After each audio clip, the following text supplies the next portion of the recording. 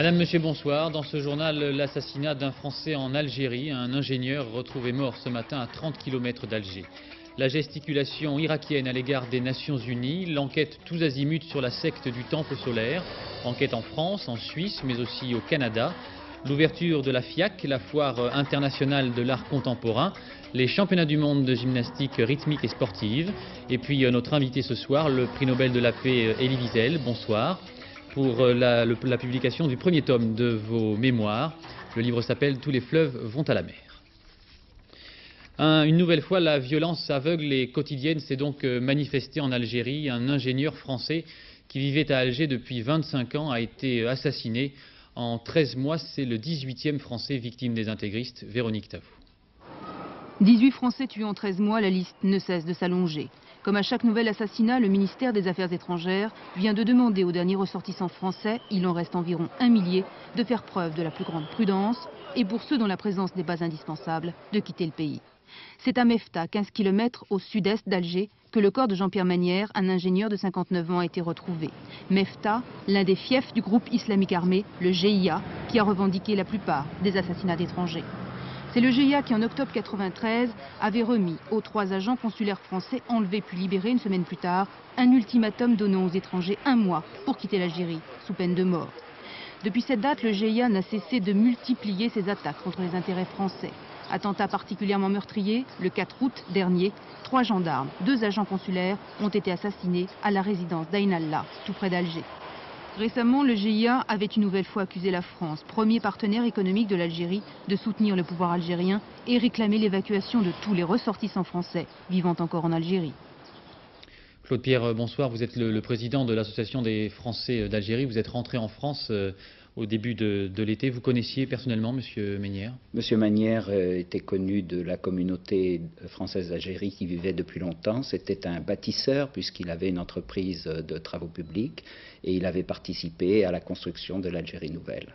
Qu'est-ce qui pousse des personnes comme ce monsieur à rester coûte que coûte en Algérie, malgré les risques? Oui, il y a plusieurs raisons. D'abord la raison économique, ce sont des gens qui seraient en France au chômage. Ensuite des raisons psychologiques, ils sont depuis longtemps presque intégrés. Et si ils viennent ici, c'est le centre de rapatriés et la misère. Combien de Français restent encore en Algérie à votre connaissance actuellement? Si on prend les immatriculés du consulat, il en reste une dizaine de milliers, dans lequel il y a 8 à 9 000 binationaux. Puis le reste, ce sont des gens comme M. Manière ou des personnes âgées qui sont aujourd'hui dans une situation très difficile puisqu'ils sont quasiment isolés et abandonnés. On a l'impression que ce problème est véritablement sans issue. Est-ce que vous, personnellement, vous conseilleriez à tous ces gens de rentrer? Eh bien, les autorités ont conseillé de rentrer, mais le problème, c'est l'accueil en France. L'accueil est tout à fait déficient. Ils se retrouvent dans des centres où ils reçoivent 45 francs pour vivre par jour. Ils sont dans le maquis administratif, c'est très complexe, ils n'arrivent pas à s'en sortir. Il faudrait qu'une cellule d'accueil soit constituée, que la solidarité nationale joue pour eux aussi. Merci beaucoup d'être venu témoigner ce soir sur notre plateau.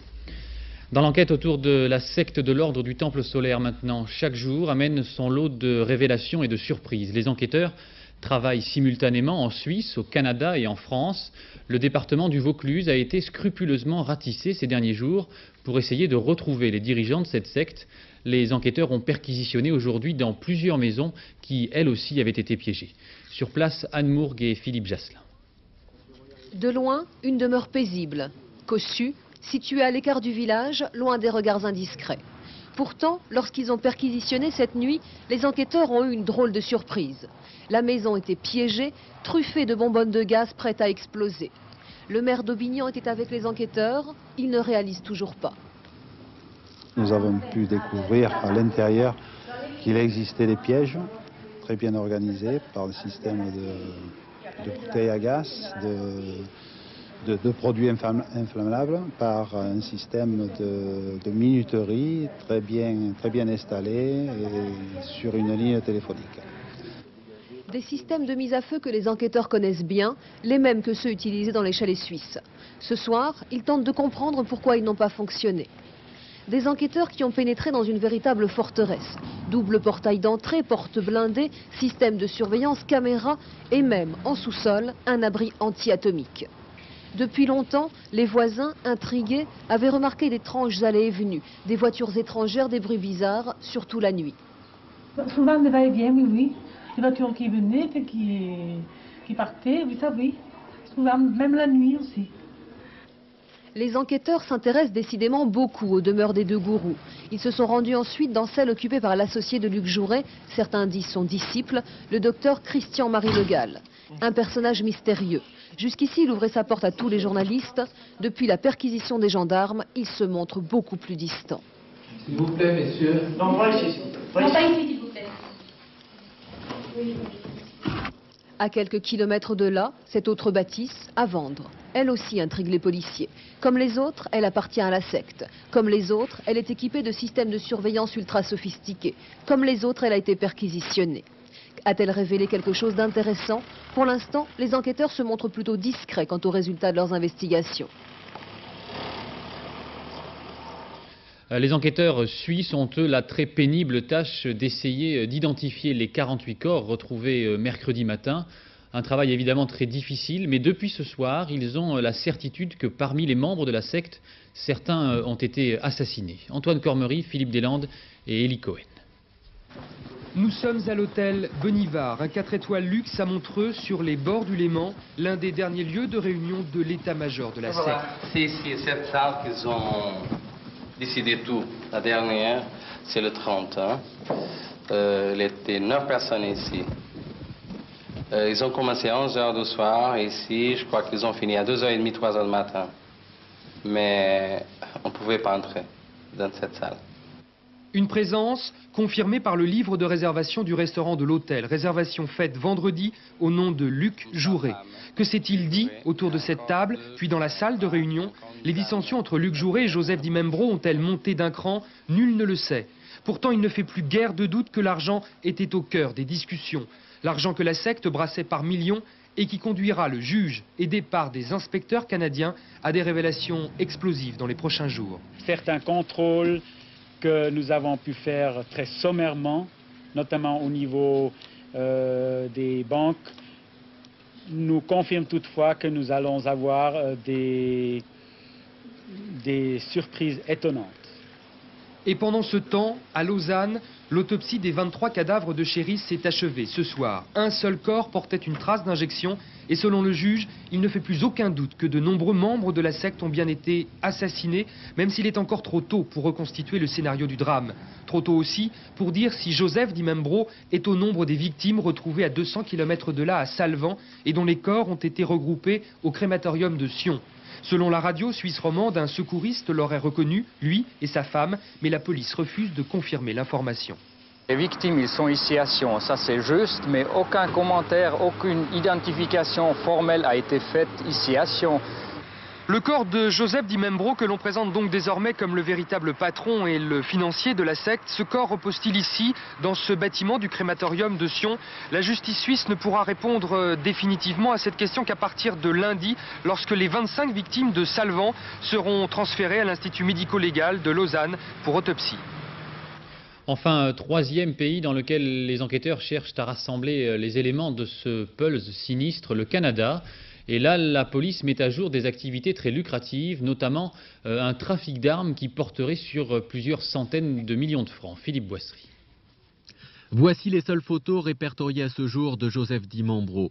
Elles sont aussi floues que la destinée de cet homme qui apparaît aujourd'hui comme le véritable cerveau de l'ordre du Temple solaire. Une secte qui ressemble de plus en plus à un paravent au profit d'un vaste trafic. L'analyse des comptes bancaires des époux Di Membro révèle de très nombreux transferts d'une banque suisse vers cette agence de la Banque Royale à Ottawa.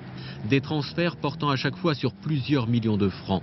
Il y a quelques années, l'argent transitait aussi par cette agence de la BCCI, une banque britannique impliquée dans du blanchiment d'argent et des trafics d'armes. Trafic d'armes, blanchiment d'argent sale, transactions immobilières en tout genre, ce sont ces mêmes raisons qui sont avancées aujourd'hui pour expliquer les centaines de millions de francs brassés par la secte.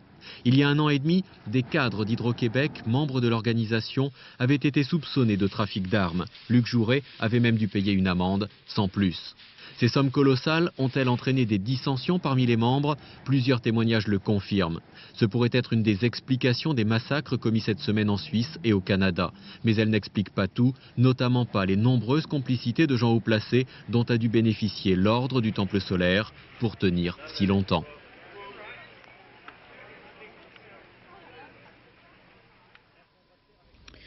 Dans son bras de fer avec la communauté internationale, l'Irak a poursuivi aujourd'hui ce que certains considèrent comme de la gesticulation. Les Irakiens confirment que leurs troupes se trouvent à une vingtaine de kilomètres du Koweït. Même s'il s'agit d'un coup de bluff de Saddam Hussein, toute l'armée koweïtienne a reçu l'ordre de se déployer sur la ligne de frontière et des renforts américains partent pour le golfe Persique. Le point avec François Cornet. Porte-avions américain George Washington et son escorte en route vers la mer Rouge. Objectif de l'aviation embarquée et des frégates lance-missiles, assurer la protection de la frontière koweïtienne en cas d'offensive irakienne contre l'Émirat. La réaction des États-Unis ne s'est pas fait attendre après le déploiement des blindés de Saddam Hussein, qualifiés par Bagdad de simple manœuvre militaire. William Perry, secrétaire américain à la Défense en tournée d'inspection en Haïti, estimait cet après-midi devant la presse qu'il ne s'agissait pas simplement d'un bluff. Les chars irakiens ne sont maintenant qu'à 1 heure du Koweït. Ils sont donc bien trop près pour que nous prenions ça à la légère. La menace est donc prise au sérieux. Depuis sa défaite dans la guerre du Golfe, l'Irak a reconstitué une grande partie de ses divisions blindées et Saddam Hussein aime les montrer comme un défi. Il dispose encore de quelques 2000 chars lourds T-72 servis par sa garde républicaine, des unités d'élite rescapées de la poche de Bassora en 1991. Il peut aligner 200 000 hommes et 350 avions de combat, des MiG opérationnels qu'il avait enterrés avant l'offensive alliée dans le Golfe. Des forces suffisamment importantes d'après les stratèges pour envahir une partie du Koweït ou de l'Arabie Saoudite. Gesticulation peut-être, un regain de tension qui traduirait plus, selon les observateurs, la volonté de Bagdad d'engager le fer avec Washington sur le terrain politique qu'une menace directe contre le Koweït. Il n'empêche que 2 divisions blindées irakiennes ont poursuivi aujourd'hui leur progression vers la frontière koweïtienne. Leur jonction avec 3 autres divisions déjà sur place pourrait créer une concentration de 40 à 50 000 hommes équipés de plusieurs centaines de chars lourds et près d'1 millier d'engins blindés. Réaction aujourd'hui à Washington de Bill Clinton. Je veux énoncer clairement une fois de plus que ce serait une grave erreur pour l'Irak de répéter les fautes du passé et de ne pas prendre au sérieux la volonté ou le pouvoir américain. À New York, le Conseil de sécurité des Nations Unies a exprimé cet après-midi sa grave préoccupation devant la situation qu'il juge, je cite, totalement inacceptable. Le gouvernement français, de son côté, indique ce soir qu'il a pris toutes les précautions nécessaires pour ses forces militaires stationnées dans la région. La France qui se dit solidaire des pays concernés par cette mini-crise. Jean-Marc Illouz, vous êtes en direct avec nous à Washington. Est-ce que l'atmosphère qui règne à la Maison-Blanche ce soir est véritablement une atmosphère de crise ? Eh bien écoutez Étienne, pas du tout. Disons qu'à la Maison-Blanche, on joue ce matin la sérénité vigilante. Bill Clinton est parti en week-end comme prévu. Son chef d'état-major, son ministre de la Défense sont partis pour Haïti comme prévu.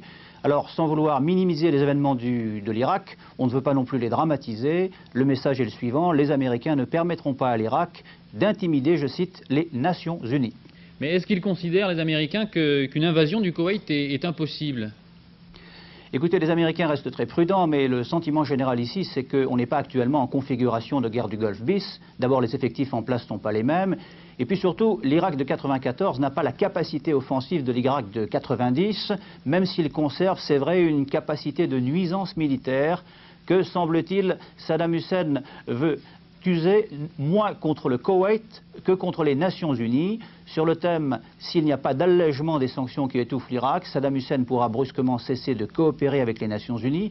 En matière de désarmement, ça peut être assez grave. Et surtout, créer une sorte de tension permanente qui, à défaut de déboucher sur un conflit ouvert, créera dans la région une sorte de casse-tête diplomatique permanent dont tout le monde cherche à faire l'économie. Merci Jean-Marc. Alors au Koweït, cette crise est venue rappeler brutalement à toute la population les événements du mois d'août 1991. Les souvenirs de la guerre du Golfe ont incité une nouvelle fois certains Koweïtis à préparer un éventuel départ. Écoutez le témoignage d'un homme d'affaires installé à Koweït City, recueilli il y a quelques minutes par Philippe Arroir. Il y a une panique. une panique un peu qui se traduit par des files d'attente dans les stations d'essence ou dans les supermarchés.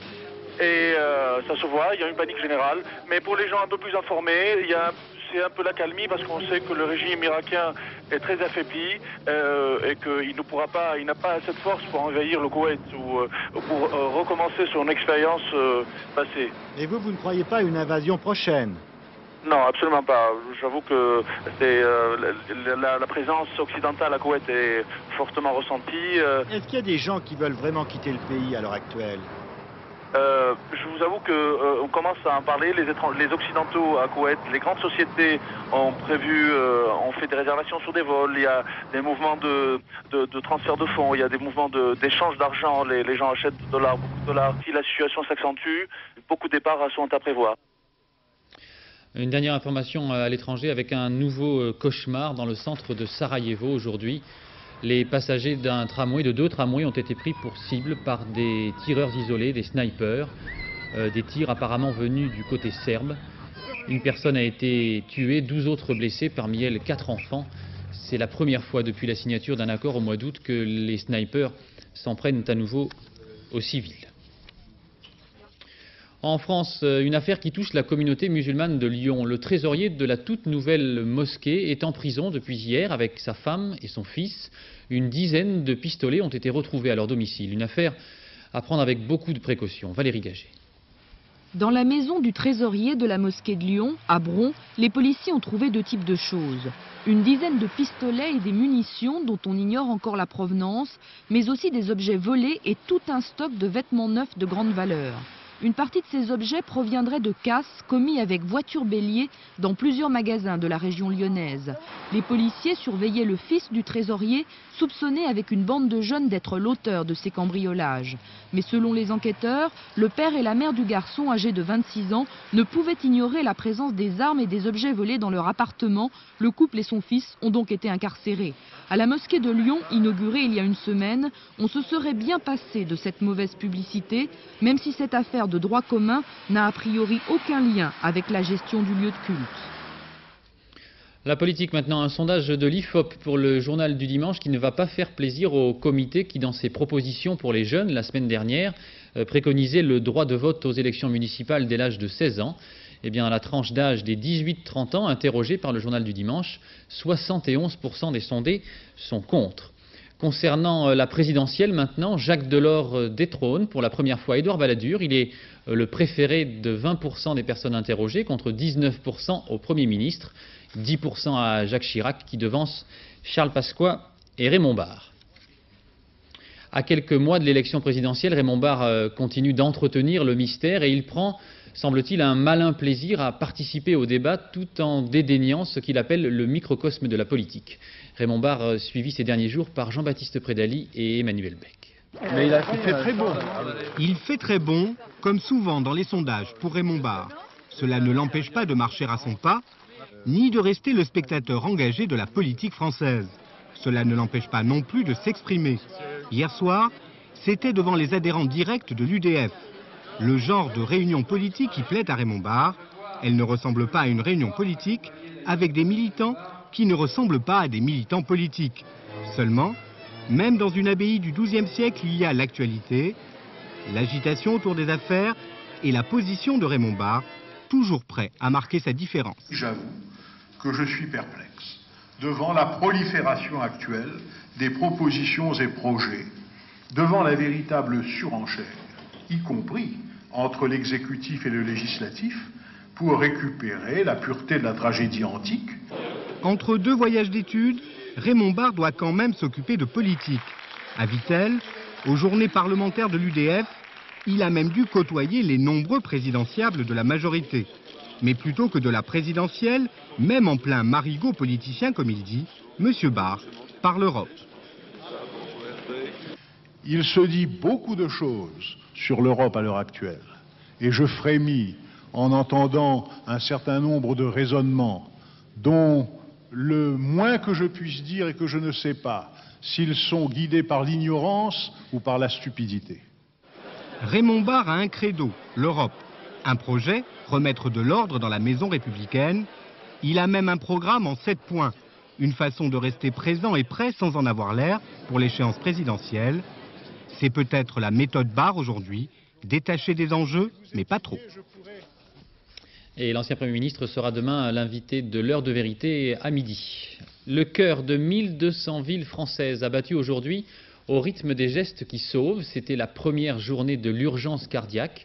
Il faut savoir que seulement 5% des Français savent ce qu'il faut faire. Une journée de démonstration suivie par Marie-Hélène Bonneau et Pascal Crampon. Natacha et ses copines sont venues s'initier au massage cardiaque. Ces gestes que chacun devrait connaître. Vous allez mettre le bras de la victime à la perpendiculaire et vous mettre à cheval au-dessus de son bras. Quand on a une mère qui, à 48 ans, a déjà fait 2 infarctus, on est motivé pour apprendre. Ce massage, s'il est bien fait, permet de multiplier de 5 à 10 fois les chances de survie en cas d'arrêt cardiaque. Natacha, qu'est-ce qui vous semble le plus difficile à faire? Le massage cardiaque. On a peur de casser les côtes, là, d'avoir bien la position, et on ne sait pas si on appuie trop fort ou pas assez, la crainte de lui faire mal. Enfin. Vous pensez que vous essaierez quand même dans la réalité? Oui, tout à fait. Enfin, je dis ça maintenant, mais je pense qu'une fois que c'est arrivé, ça vous donne du courage. On se dit qu'on ne peut pas rester inactif à regarder. Alors, bien entendu, les familles de gens cardiaques sont les premières responsabilisées, si vous voulez, mais c'est du devoir de chaque citoyen de ne pas s'enfuir en courant quand il voit quelqu'un allongé par terre. Ces gestes, surtout connus des secouristes professionnels, à peine 5% des Français savent les faire. Je suis cardiaque et ça m'intéresse de voir les premiers soins qu'il faut donner à quelqu'un qui est cardiaque. Parce que j'ignorais. Je l'apprends ici. Vous sauriez faire? Je saurais faire, oui. Et maintenant, je saurais faire. Et vous pensez que d'autres personnes sauront le faire sur vous? Ah, il faut que je leur apprenne. Alors, chez moi, il faut que je leur apprenne. Ceux qui apprennent le mieux et le plus vite, ce sont les enfants.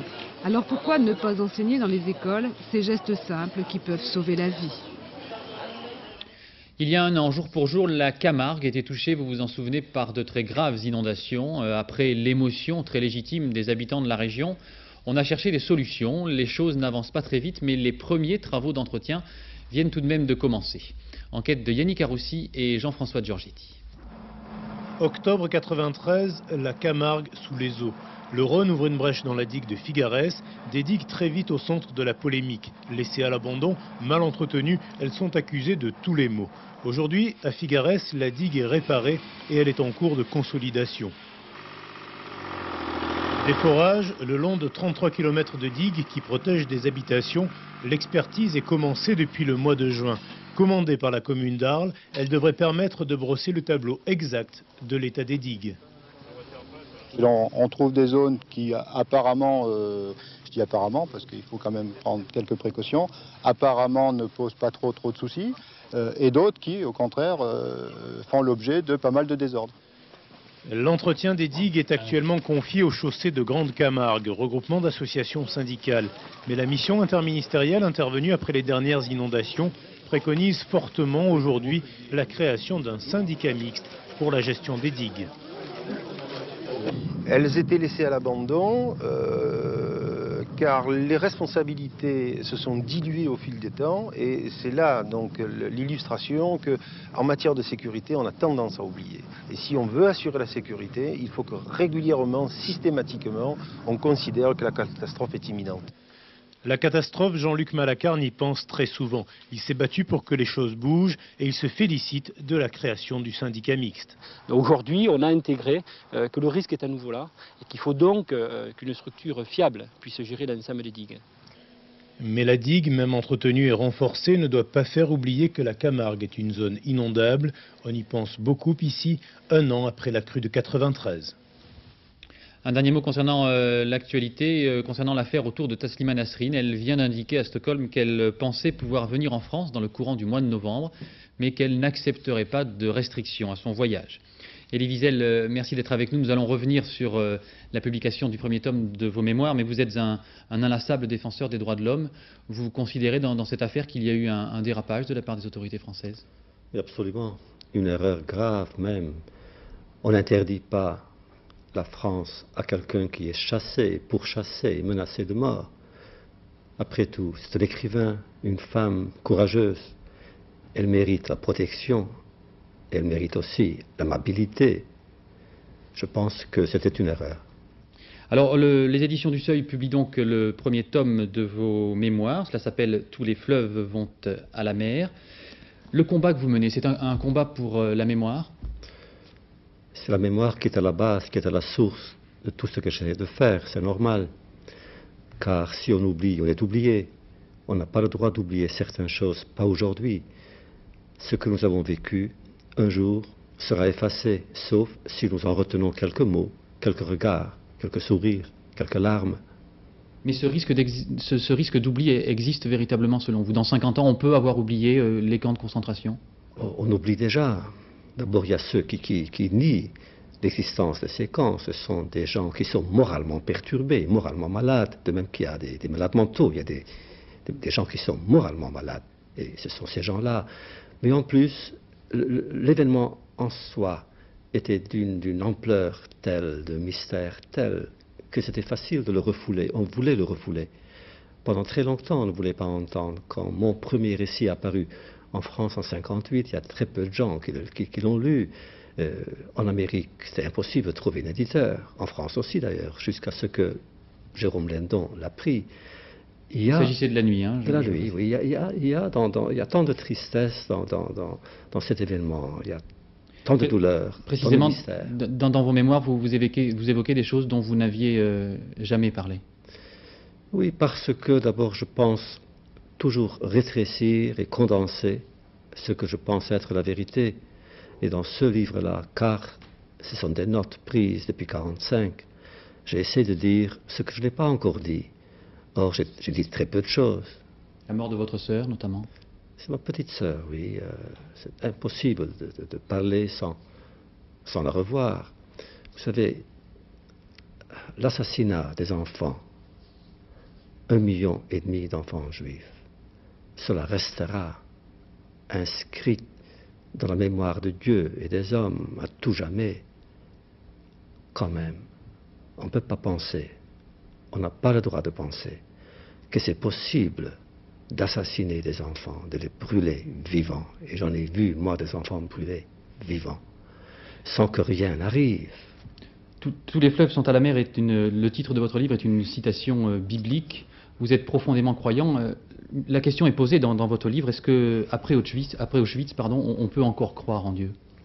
Le problème se pose bien sûr à ce niveau-là, le rapport homme-Dieu, mais aussi homme-homme. Comment croire en l'homme? Après tout, Auschwitz n'est pas quelque chose qui a été envoyé du ciel tel quel. Il y avait des hommes, des êtres humains qui l'ont construit, qui l'ont pensé, qui l'ont conçu, qui l'ont servi. Donc où va-t-on? Bien sûr qu'il y a une tentation du désespoir, mais il faut surmonter la tentation. Il faut quand même faire comme si c'était possible de croire en l'homme, en l'humanité, en l'avenir. Elie Wiesel, vous évoquerez dans le deuxième tome de vos mémoires, je crois, votre admiration et votre amitié pour le président de la République. Comment est-ce que vous avez reçu la polémique qui a surgi en France autour de son amitié avec René Bousquet? Quand je l'ai appris, j'étais effondré. Je ne comprends pas, je ne comprends toujours pas d'ailleurs comment c'était possible pour un homme comme Mitterrand, comme François Mitterrand, de serrer la main à un Bousquet. Alors bien sûr, il dit qu'il ne savait pas, mais il y a des choses qui ne passent pas, que je n'arrive pas à comprendre. J'ai vu le président il y a 10 jours à peu près, on en a parlé. Et nous allons, je pense, nous revoir pour approfondir précisément ces questions-là, pour comprendre et faire comprendre. Je vous remercie de votre témoignage, merci beaucoup d'être venu. Donc je rappelle le titre de votre livre, Tous les fleuves vont à la mer, publié aux éditions du Seuil. Merci. Pour terminer ce journal, une page d'art, de l'art contemporain. La FIAC vient d'ouvrir ses portes pour la 21e fois. Un tour d'horizon et des coups de cœur, signé Georges Bégou et Jean-Louis Bousser.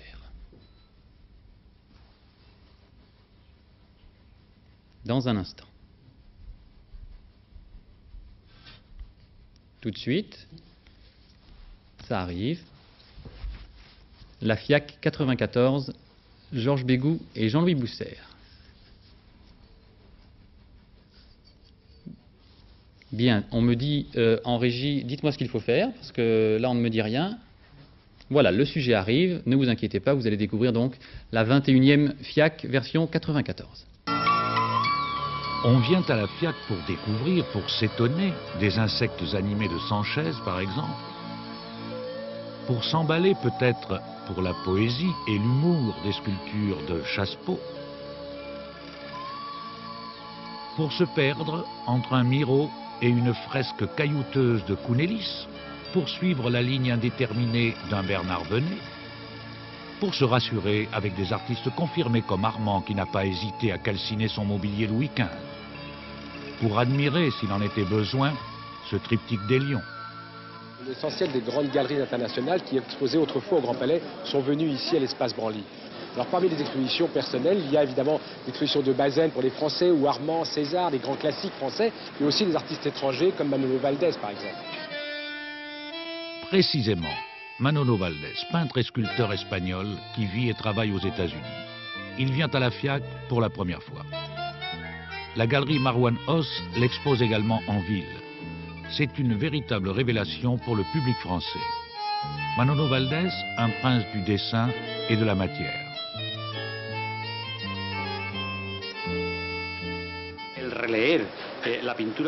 La relecture de la peinture classique est la source de mon inspiration. Je suis l'héritier de la tradition et mon travail est une sorte de synthèse. Le goût pour la matière, comme bien des artistes espagnols, je l'ai, Tapies et les autres. Toile de jute, collage, grosse couture au service d'un dessin élégant que l'on retrouve dans cette tasse à café ou encore dans une série de portraits intemporels.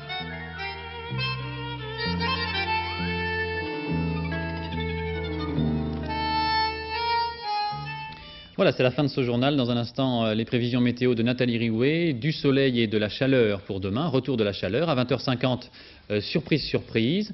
Un direct de boxe à 22h30. Commentaire de Pierre Fula et Francis Marotto pour les championnats d'Europe des super moyens entre le français Frédéric Sellier et le suisse Bernard Boson.